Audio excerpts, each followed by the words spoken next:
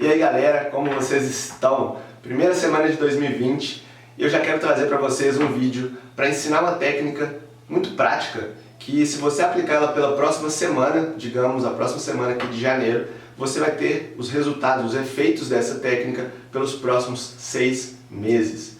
E eu não estou falando aqui da boca para fora, nem só pelas minhas experiências pessoais, mas eu quero trazer um artigo que se propôs justamente a avaliar o efeito dessa técnica na prática e mostrar como ela se diferencia de outras técnicas que a gente pode utilizar para se motivar ou mudar o nosso estado em determinados momentos. Mas antes de falar dessa técnica, eu quero que vocês entendam um pouco como o nosso cérebro funciona. Vocês já passaram pela situação que vocês estão em casa e a mãe de vocês ou algum amigo seu pede para você procurar um objeto que está na gaveta ou que está no armário. Aí você vai lá, abre a gaveta, abre o armário e não consegue encontrar. E a pessoa grita, né? Está lá na cozinha e dá aquele grito: não, pode continuar procurando porque eu tenho certeza que está aí. Você continua olhando e não consegue encontrar. Aí a pessoa vem, abre o armário, em 2 segundos ela vai lá e pega. Aí eu começo a pensar: mas como que essa pessoa achou? Eu fiquei olhando o tempo inteiro, olhei várias vezes e não consegui encontrar. O que acontece é que o nosso cérebro ele tem uma imagem projetada de como aquele objeto se pareceria. Então, é inconsciente, esse processo acontece de uma forma muito natural, mas a gente começa a procurar formas similares a essa projeção que nós temos. E como a gente não consegue identificar nenhuma que se encaixa no nosso modelo, a gente simplesmente tem uma dificuldade maior. E quando essa pessoa que veio encontrou muito rápido, é como se o modelo dela fosse muito rapidamente ajustado com a forma que ela identificou e ela encontra aquele objeto. Então, quando a gente tem uma dificuldade muito grande, é porque o nosso modelo ele não está muito próximo da realidade que está na nossa frente. Mas qual que é uma reflexão além que eu quero trazer aqui, que vai além de simples objetos? Nós estamos a todo momento submetidos a diferentes estímulos externos. Então eu acordo, eu ligo a televisão e está passando notícias de desastre, de violência, de risco de desabamentos e só notícias, digamos aqui, ruins. Ao mesmo tempo eu vou para o trabalho e lá eu tenho que identificar problemas, tenho que identificar erros de padrão e eu fico muito bom nisso com o passar do tempo porque é uma coisa que eu faço todos os dias. Eu procuro o que está errado o tempo inteiro, seja no trabalho, onde quer que você esteja. Nós estamos muito condicionados a esse comportamento de identificar o que está ruim, o que está errado. E o que acontece? Da mesma forma que o nosso cérebro ele pode ser treinado para identificar formas específicas e achar muito mais rápido, vocês vão lembrar com certeza daquele jogo Onde Está o Wally? O Wally é um carinha que tem uma blusa branca e vermelha e está no meio de uma confusão. No começo é muito difícil achar, mas quanto mais a gente vai fazendo, mais fácil fica encontrar o Wally, porque a gente fica muito bom em identificar aquele padrão em diferentes situações. Então, quando eu estou aqui no meu dia a dia, seja vendo televisão, seja no meu trabalho, seja conversando de assuntos talvez negativos, digamos assim, com outras pessoas, eu estou treinando o meu cérebro para identificar esses padrões em outros contextos. Então, o nosso cérebro é muito facilmente adaptável. Ele busca identificar esses padrões para também te ajudar. Só que se eu começo a treinar só para o que tem de negativo, isso pode atrapalhar outras áreas. Por exemplo, relacionamentos, amizades. Eu posso estar condicionado a ver o que está de ruim na minha relação, a ver só o que está de ruim na minha família. Isso vai acabar levando cada vez mais para o buraco, digamos assim, essas outras áreas da minha vida. Então, como um experimento identificou que a gente tem esse padrão de comportamento em outras situações? Basicamente, eles colocaram 2 rostos de uma expressão neutra. A gente, de acordo com o nosso movimento dos olhos, a posição da sobrancelha, a posição da boca, a gente consegue identificar a felicidade, a tristeza, a raiva. Então a gente consegue identificar as emoções um pouco baseado na expressão facial da pessoa. E existem alguns padrões de expressão que são considerados neutros. Então determinadas posições do olho, determinadas posições da boca, elas basicamente não transmitem necessariamente determinada emoção. Deu para entender? E como que esse teste aconteceu? A partir dessas 2 imagens existiam 2 grupos de pessoas. O primeiro grupo olhou para as duas imagens sem nenhum rótulo, apenas as imagens de rostos neutros. E então foi medido como que o cérebro dessa pessoa estava se comportando. O segundo grupo, ele foi exibido as mesmas imagens em um primeiro momento e cada uma tinha um rótulo. A primeira dizia felicidade e a segunda dizia raiva. Se não me engano, eram essas duas. Eu vou deixar o artigo aqui na descrição, vocês podem se aprofundar mais. Mas a partir dessas duas imagens, as mesmas imagens, com os rótulos, a região do cérebro que está associada com esse sentimento de felicidade, ela foi ativada, assim como a raiva.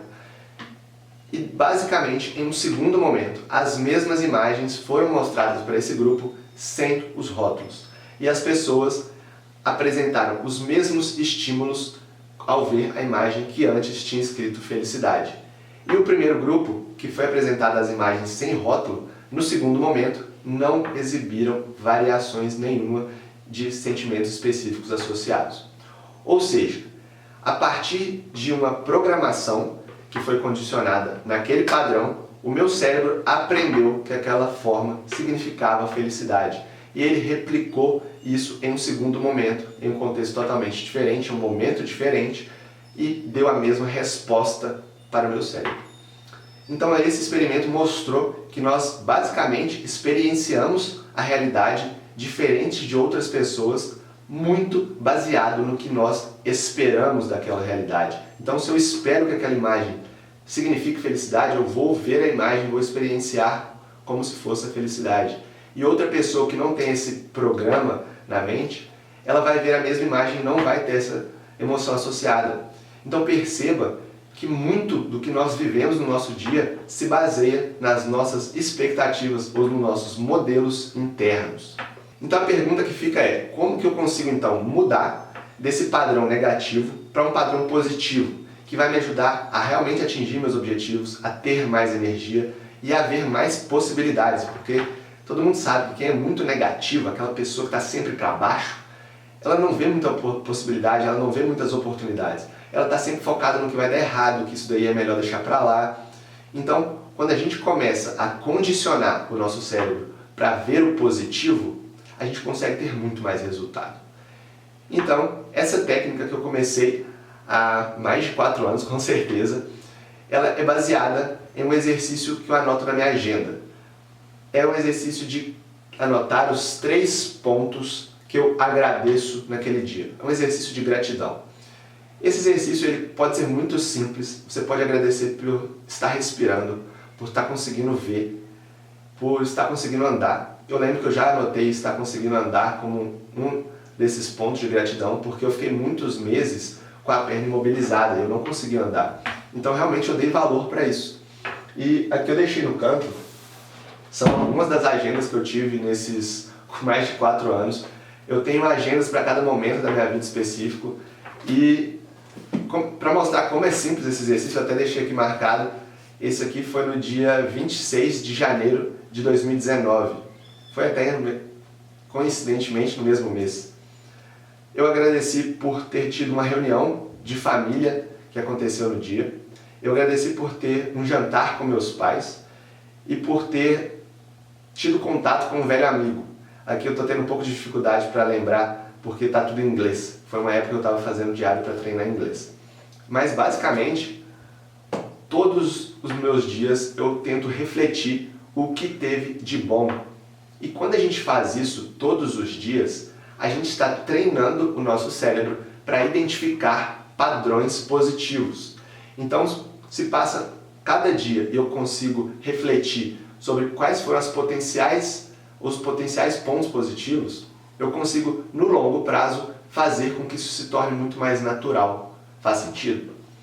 Então, eu quero propor para vocês esse exercício e vou deixar aqui também o link para um artigo que mostrou que essa técnica de anotar os 3 pontos que você agradece, ou os 3 pontos positivos do seu dia, se feita por uma semana, ela mostrou resultados de aumento no nível de, digamos, felicidade dos participantes que foram desse grupo em até 6 meses. Eles foram medidos com 1 semana, com 1 mês, com 3 meses e com 6 meses após fazer por 1 semana.